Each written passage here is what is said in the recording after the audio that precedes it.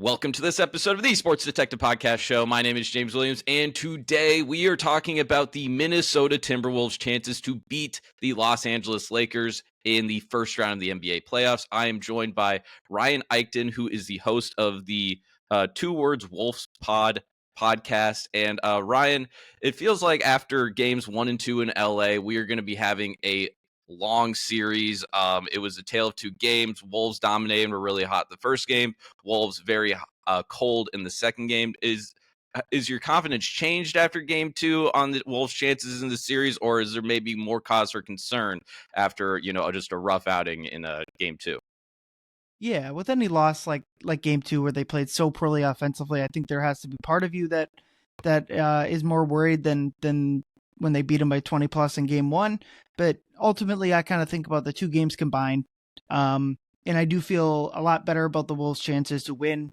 Looking at the two games combined, I think the Wolves, when they lost, it was more about the Lakers obviously immediately increased their physicality and that type of stuff from game 1 to 2. But the Wolves were kind of their own worst enemy and really have been all year. And so if they can kind of start to find stuff offensively, I do think the Wolves on defense have found enough answers to Luka Doncic. Obviously, you're never going to completely shut him and LeBron down, but I do think they found enough answers defensively that if they can just find some consistent offense, especially if Ant can find a bit more scoring punch, I do like their chances the rest of the way. Well, if you just kind of look at games 1 and 2, the Lakers' offense has not been good. LeBron has had some struggle getting going. Luka's been amazing. Austin Reeves has not been good in games 1 and 2. And even the other guys that you would expect, hey, if the Lakers blow out the Wolves in a big fashion, like Rui or DFS, they go off. But like that really hasn't happened. You think if that was going to happen at all, it would happen in game 2. So I actually really like the Wolves' chances in games 3 and 4 here. But like you said, I feel like that offense needs to get going. And kind of for better and worse at times, I was watching the NBA Today yesterday, and they said that the Wolves had like their highest amount of ISOs like of all season, and Julius Randle had half of those. It just feels like they need to just pass the ball around and then just attack the Lakers because they just don't have any rim protection, even with Jackson Hayes as a quasi rim protector for them. Yeah, it's been really the story of their whole season is when they get the ball moving, when the ball movement is good, when the off ball movement is good, the Wolves look like one of the best offenses in the NBA. And when the ball gets sticky like it did in game 2, and when they're not getting good looks from 3-point attempts, which was such a big difference from game 1 where they were just bombing away and hitting everything, the offense can look like this. And really a lot of times this is what the offense looked like last season, and their defense last season was about as good as an NBA defense had been in about a 5-year stretch. Their offense was mediocre last year, the entire year, and they really just used that defense and the matchup advantage over Denver en route to a trip to the Western Conference Finals. And this year, the defense has not been as good. I'm not sure. I think it's just really hard to repeat that level of defense year over year. But the offense on the whole, as the season has exploded, they've gone from mediocre to top 10. And so that's going to be how they carry through this series. I like what they're doing defensively, but ultimately Luka and LeBron are going to be able to score at a certain level that you're just going to have to outscore. And if they can keep doing what they did in game 1, obviously a part of that shooting isn't going to continue. But if they can continue to or reverse what they did in game 2, which was just, like you said, the ISOs were terrible. Julius Randle had a ton of those, but ultimately he was the only one that was scoring. Like, it's hard to, yes, the way he was scoring, the Wolves players are giving him the ball. Yeah. They just kept dribble up court and they just give him the ball, and Julius is like, "You want me to go and score?" Which he actually did. Yeah, go ahead. Yeah, like the guy leading your team in scoring and doing so, making more than half his shots. It's hard to be like, wow, the way you played was the problem. When Mike's 0 of 5, when Rudy isn't getting the ball, when Jaden's 3 of 11, it's not how I would point to how game 3 was, but certainly Julius Randle probably played the best game out of any Wolves in game 2. Yeah, and it's kind of like it's the push and pull of someone like Julius Randle, where he really can get going, and he was like really effective with his driving. But the problem with that, like I believe the first play of the game was a Julius Randle ISO for, or it was at least a play drawn up for Julius Randle, for the Wolves. There is that when he's getting going, he's getting his offense, and it's all solo, and everyone else is just kind of standing around and not getting in rhythm. So it just feels like the key for game two is just getting all these other players like Jaden McDaniels, Mike Conley. I also think too a huge reason that the game wasn't closer was just the Lakers. Just I don't know what happened with Dante DiVincenzo and Naz Reid. Like Yeah, they just bad. seems like they just got knocked out of rhythm. It seems like they just immediately got into foul trouble. I mean, that was a game where just was getting fouls called on both sides of the ball. But it feels like if they go off and that bench can really kind of buoy the Timberwolves as well with Dante, Naz Reid, um, uh, Neil Alexander Walker. It just that's what I feel like is the key, is having these other guys kind of buoy the team, because I don't know if Ant is at that stage in his career yet where he can, he might be able to do it for a game, but I don't know if he can put together like what Luka's probably going to do, where he's going to average 35 in this series. Yeah, I mean, the Wolves' clear advantage in this series is players 6 through 8. Like the Lakers are going to play. They played their 5 guys. If Rui Hachimura hadn't briefly injured I believe his face, he would have played. Basically, their top 5 guys would have all played 40 minutes. And Gabe Vincent would have been the only player even sniffing 20 minutes. When they one thing I thought they might try to do is play Jared Vanderbilt more, and they went the opposite way and played him even less. But like Naz Reid, Dante, and Nickeil would probably all start for the Lakers. And so those guys have to play well. And like you said, like especially Dante and Naz were just a complete abomination in game 2. And I would expect them to turn it around. One switch the Wolves might do is replacing Mike Conley in the starting lineup. They did it briefly in the regular season before Dante got hurt and were more or less forced to go back to Mike. But that is the Wolves' depth has been a big thing all year, because you mentioned Ant is obviously a spectacular player. He's going to get second team All NBA and had a shot at first team. It doesn't look like he's going to quite get there, but he's not quite the peak of his powers yet. I think in 2 to 3 years he's going to be as good as anyone in the NBA, including like you mentioned Luka Doncic. But right now he doesn't dominate the ball in the same way. He doesn't, like, he had 0 assists in game 2. Obviously Luka had 1 assist in game 1, so kind of mirror images of each other there. But like I think Ant will have a couple dominating games in this series, but they're going to need performances from Naz and Dante if they're going to want to win this series. With Ant, the interesting thing about him this season is the amount of 3-pointers that he has taken and made. I believe he's having he's definitely having one of the best 3-point shooting seasons of anyone in the NBA this season. But I think it's like counting stats is like one of the best, like one of the top 10 or 12 like all time. Like he's hitting that 300 range, I believe. I don't know if you know the exact number on the top of your head, but that's kind of the interesting thing when you see Ant in person, is he actually takes a lot more threes than you would think, and he actually makes them a lot more. It's just kind of being consistent and finding his spots and kind of like sensing the moment of, oh wait, the Lakers are on a 7-0 run, I need to step up here and get a basket, or I need to step up here and do a pick and roll with Rudy. I like, kind of like you said, those are he's still like really a young player, and hopefully the Timberwolves can like just keep trying to build around him. They've been very they've taken a lot of swings over the last few years. A lot of them have been very questionable. Do you think this team is better than it was last year? I know that the Towns trade for Randall and Dante was probably more of a financial thing than a personnel thing, but is this team in a better situation to make the finals this year than last year? Take out the Oklahoma City juggernaut factor of all of this. Just in general, is this team better than last year? Yeah, I do have the Ant set you're talking about. So he made 4 more threes while shooting 39% or more. He's just the 4th NBA player to do that. Steph did it 8 times. Lillard did it twice, and Klay Thompson did it once. And so Ant is the 4th player there. But back to your question. Do I think they're better than last year? Certainly from a regular season standpoint, they're not. They were a much more dominant regular season team. They do have more like different ways to go. I think Naz has improved defensively, and his numbers with Gobert on the court are fantastic. So they kind of have 3 different bigs they play, obviously, and they have 3 different combinations that they've kind of played. So they're more moldable that way. I think Randall kind of fits defensively when they're Towns was the better matchup for Denver, but with Randall, Randall's probably the better matchup in something like this where he has to guard LeBron.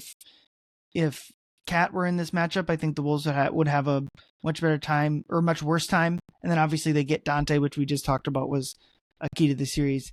I do think they're probably slightly worse just because the talent isn't there.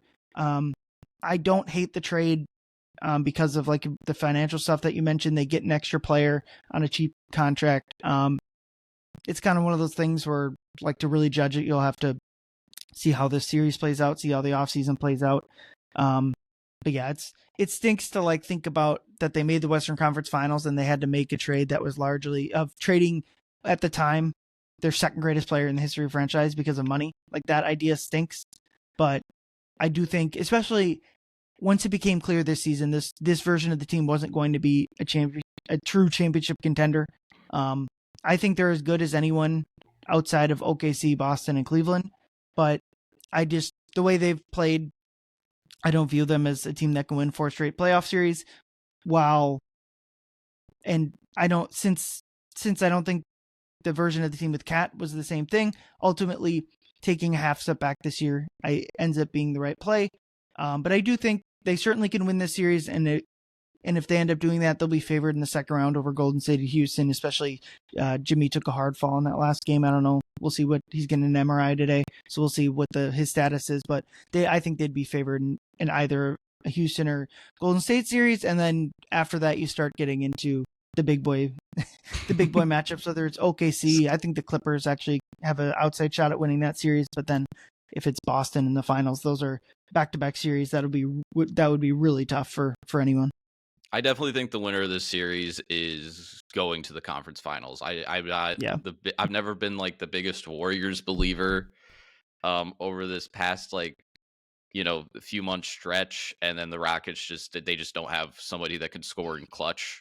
that's just their Achilles heel. Kind of the way that they're formulated to win is just to beat the crap out of you and just hold a lead and just pray that you can hold on to it. But like, getting back to is Julius Randle gonna come back?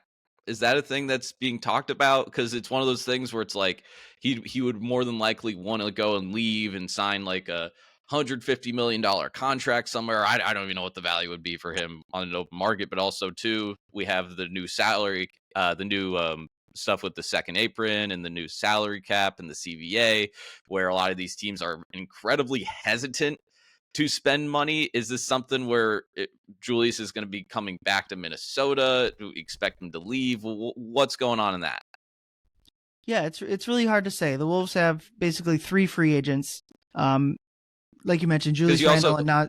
Yeah, go ahead. Go ahead. Naz Reid are both on a player options, and Naz will 1,000% decline his because it's just not he'll make more. Randle, there is a question about him probably make more money than Randle in free agency. Possibly. I'm very curious with what anyone's market is, like you mentioned with the new second apron, but Randle could opt in. I highly doubt it because I just think he can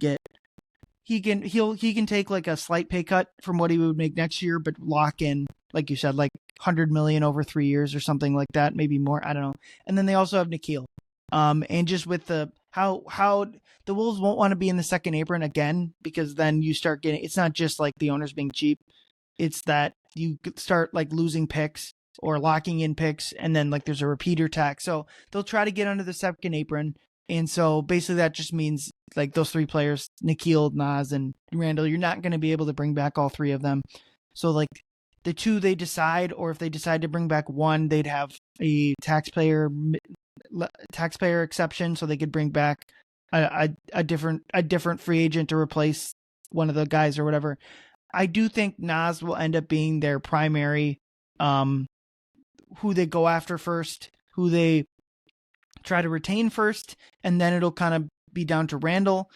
There's the Kevin Durant of it all will come into play. I don't know. I know that I'm confident that the Wolves are going to try to do that.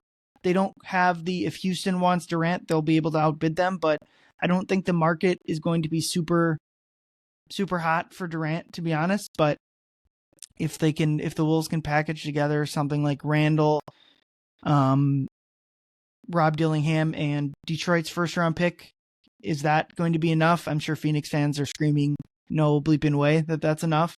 But yeah, I really don't know what it is on Randall. My gut is what I would want them to do is let Randall go. If you can try to get some sort of sign and trade for him, great. But let Randall go, sign Nas with the expectation that he will be your starting power forward next year, and then try to find a different backup big that can, like Nas would be your backup center, but like a backup power forward to like a Julius Randle light that you're not paying as much. And then that just kind of leaves kind of starting point guard as your biggest hole. In terms of, I don't know, another year, what can you count on for Mike Conley? Julius Randle's going to make a great Charlotte Hornet. It's kind of my take on that. Let's talk about Rudy Gobert. Rudy Gobert, one of the most hated person in the NBA by fans and definitely by players. You've had the pleasure of watching him over the last few seasons. Do you have a defense of Rudy Gobert? Because a lot of people always talk about Rudy getting put on switches in playoff series, getting played off the floor. But then if you actually look at a lot of the numbers of him guarding guys in isolation and even on switches, he's still one of the best centers in the NBA at doing that. Just give me the defense of Rudy Gobert real quick. Yeah, I mean, there's a part of like smart fans that I think get Gobert wrong, and it's like those people are the ones you kind of want to have a discussion with because they're willing to hear like the positives of Rudy Gobert, but like the NBA TNT guys that just like, especially after game 2, I thought he was fantastic defensively in that game. I tweeted out, I looked through all the possessions. According to Synergy Sports, Luka isolated on Gobert 14 times combined in games 1 and 2. And the Lakers on those actions scored a total of 14 points, good for 1 point per possession, which in this series is better than their half court rate, but is not like a red flashing light that you need to rip Gobert off the court. And honestly, Austin Reeves, in a very small sample size, has done a better job isolating on Rudy Gobert because Luka is clearly like just trying to toy with him and shoot jumpers or draw fouls, and it's just not really all that profitable of a play. I know the game 2 of it all from last year and the game-winning shot, that's what, but Luka's going to do that against any big that he gets switched up against. Exactly. But the Wolves defense, basically no matter what lineup any team runs out there, is fantastic with Rudy Gobert. The place where you see them like dip is on offense when teams just completely ignore him. Down the stretch of the season, Gobert had been fantastic at punishing smaller lineups, albeit against teams that probably would have rather lost the game than won it. But Gobert was fantastic at punishing smaller lineups. His hands are always an issue, but he was doing a good job catching passes and dunking them, and really offensive rebounding was a huge piece of that. And we just haven't seen that so far in this season, or excuse me, the series. And I just think if the Lakers are going to play Hachimura and Finney Smith as their 2 bigs, you just have to see Rudy dominate the glass better than he has. He's, I think, only had 1 offensive rebound through 2 games.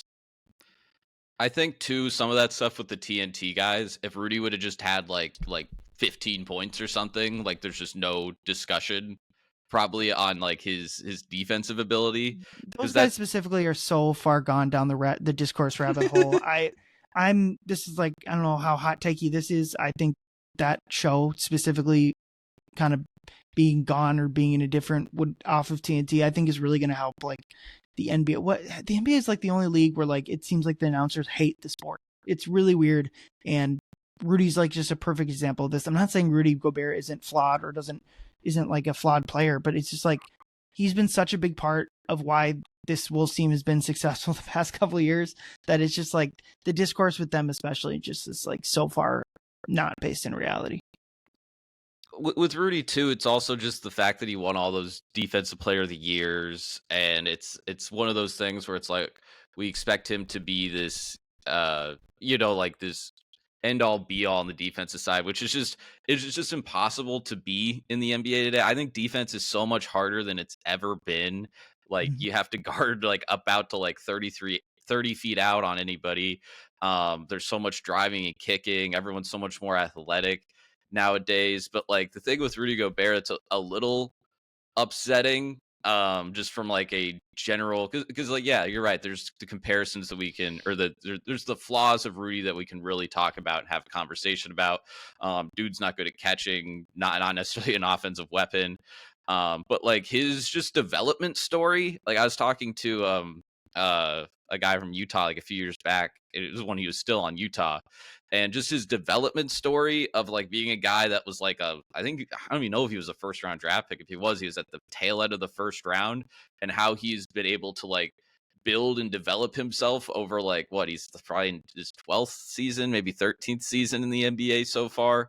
It's actually like an incredible story of someone that was just an incredibly raw prospect, really wasn't sure what he would be, and is, I don't know, might make the Hall of Fame. Yeah, he will make the Hall of Fame. You win that many Defensive Players of the Years, you're just going to make it. I know people don't want to hear that, but it's Dikembe Mutombo's in the Hall of Fame. Ben Wallace is in the Hall of Fame. Like he'll get it. Yeah, I would argue Rudy's as good or better defensively as those guys. It's hard to judge. It's almost impossible to judge defense without watching it day in and day out. Just there isn't like here's a good example. If you watch baseball, I could pull up any person's stat sheet and feel like I can gather how good they are just 90% based on like their baseball reference sheet. And to a certain extent, offense in the NBA, you can kind of get a little bit of that. I don't think defense, and honestly, like fielding defense in baseball is probably the same way. Like it's just really hard to like find a catch-all number that shows you how good someone is. So like I think back when he was on Utah, I would probably have similar sentiments about Gobert. Like, yeah, he's a defensive player of the year, but like certain defenses are going to be, or certain lineups are going to be able to mitigate that. And then it's an issue on the offensive end. And while that's still the case, his rim protection is so important to a lot of matchups that if you can just like not make him a black hole on offense, sucking every sort of life out of your offense. And the Wolves have done that this year. He's just such a incredibly valuable player. If you look at the Wolves defensive ratings with Rudy off, it's just like, it's a parade to the rim for any opposing player, especially without Cat on this roster. So to me, if you're looking for like what can the Wolves do differently, I'm trying to make the Rudy minutes offensively more successful before I'm thinking about pulling him off the court. You made me want to tell a baseball story now. It actually pertains a new Wolves owner, Alex Rodriguez. I can't remember the year, but it had to be in the 2000s. Alex Rodriguez is playing for the New York Yankees. Alex Rodriguez is at 499 career home runs. And me and my family, we go down to Kansas City, go to Kauffman Stadium to see Alex Rodriguez play against the Royals. And it's like a packed house because he's like one away from, hitting that 500 home run mark, which if you know anything about baseball, that 500 home run mark is, a very big one that not a lot of people in the history of the sport have ever gone over. And he had 5 at-bats, and he struck out every single time. That's pretty funny. That just made me think about that story. What do you think about this series? Just kind of just to wrap it up here. Is this going to be a long series? Are we going 7 games? Or is this something that like maybe the Wolves or maybe even think the Lakers could maybe find a true advantage here in these next few games and wrap it up in 5 or 6? I do think it has a chance of the Wolves wrapping up in 6, 5 games. I don't see any team winning 3 these next 3 games in a row, but the Wolves do start to get an advantage now after game 3, where the schedule tightens up. Each of these between games 1, 2, and between games 2 and 3, there's been multiple off days, and that ends now. Where not only is game 4 like Sunday after the Friday game 3. It's a day game after they're at 2:30 on Sunday versus late 8:30 p.m. Central on Friday. So it's really closer to a day and a half off of 2 games. And with the Lakers playing all their guys 40 plus minutes, 2 of which LeBron, who's 39 or 40 years old, and Luka, who I don't think is in, I wouldn't have traded him like Nico Harrison, but he's not in the best of shape that I think a superstar of his caliber probably could be. I think like the days off are going to really benefit the Wolves. And so like game 4 is going to be a huge advantage for the Wolves. So I think game 3 is really gigantic. If the Wolves win game 3, they're in a good driver's seat with a high chance of winning game 4. And then Lakers got to win 3 in a row if that's the case. Or if the Lakers win game 3, then they're looking at a game 4 to possibly like really take control, or they get a game 5 with some rest, and then if they got that, they're forcing a game 7 at home. So yeah, game 3 is extremely pivotal. It's one of the last games of the series with the big rest advantage for the Lakers, but it also gives the Wolves a chance to kind of knock the demons off of whatever happened in game 2 and adjust in the film room. I agree. It's going to be a long series. It's going to be fun. It's going to be one of the best series we probably have in this entire playoffs. And I'm glad you were able to take the time today to talk to me about it, Ryan. You want to tell us where we can follow all of your stuff, and we'll get out of here. Yeah, so you can catch my writing at canasupus.com. It's a SB Nation blog. And then you can catch out my podcast with my kind of parade of guests, 2 Words Wolves Pod. So that's a kind of a play on 2 Words Naz Reid there. If people didn't catch that, I guess. And then R. Eichten, first initial, last name is my social handle. So if you want to check out the crap I post on X or Blue Sky, you can do that. Naz Reid, Wolves or Iowa Wolves legend. There you go. Yeah, man. Thank you for coming on. If you're watching this video right now, make sure you subscribe, like if you haven't done already, and check out other videos on the show. And again, check out everything Ryan's posting, and we'll talk to you next time. Thank you for watching.